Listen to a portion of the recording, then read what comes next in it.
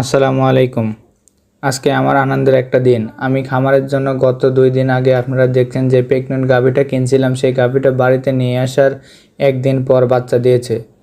যদিও গাভীটা খামারে নিয়ে আসার পর থেকেই একটু চিন্তিত ছিলাম, কারণ এই গাভীটা আমাদের এখানে এই প্রথমবার বাচ্চা দিবে। তো কবে কখন বাচ্চা দিবে এটা নিয়ে একটু চিন্তিত ছিলাম। অনেক গাভী আছে যেগুলো বাচ্চা হওয়ার ও সময়ের 10 দিন অথবা 1 সপ্তাহ আগে বাচ্চা দিয়ে দেয়।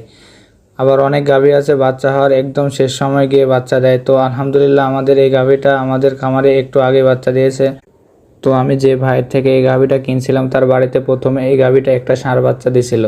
দ্বিতীয়বার এটা আমার খামারে এসে একটা বকনা বাচ্চা দিয়েছে আলহামদুলিল্লাহ। তো আমি সকাল সকাল আমাদের ধানের জমিতে পানি দিতে গেছিলাম, হঠাৎ বাসা থেকে ফোন দিয়ে বলে যে গাভীর বাচ্চা দিবে।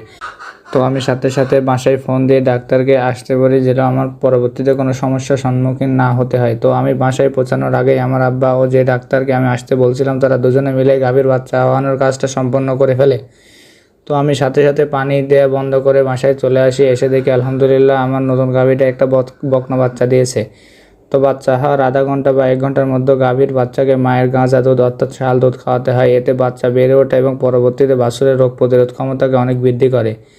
তো আমি গাভীর বাচ্চাকে শাল দুধ খাওয়ানোর জন্য ওলান থেকে দুধ বের করেছিলাম। আমার সাথে আমার আব্বাও দুধ বের করেছিল, কারণ আগে থেকে গাভীর ওলানে অনেক দুধ জমা হয়েছিল। তো আমাদের এখানে সবচাইতে গুরুত্বপূর্ণ কাজ গাভীর ওলান থেকে দুধ সম্পূর্ণ বের করে ফেলা। আলহামদুলিল্লাহ আমাদের এই গাভীটার দুধ উৎপাদন ক্ষমতা বেশি, তাই এই দুধগুলো টেনে আমরা যদি বের করে না দিই, ওলান ক্লিয়ার রাখতে না পারি, তবে ওলান শক্ত হয়ে যেতে পারে অথবা ম্যাস্টারাইটিস হতে পারে। গাভীর বাচ্চা হওয়ার পর যেসব গাভীর দুধ উৎপাদন ক্ষমতা বেশি সেসব গাভীর ওলান থেকে একটু পর পর দুধ বের করে দিয়ে ওলান ফ্রি রাখতে হয়। তাহলে দুধের চাপে ওলান শক্ত হয়ে যাওয়ার সম্ভাবনা অনেক কম থাকে। তো আলহামদুলিল্লাহ আমরাও সেই কাজটাই করছিলাম।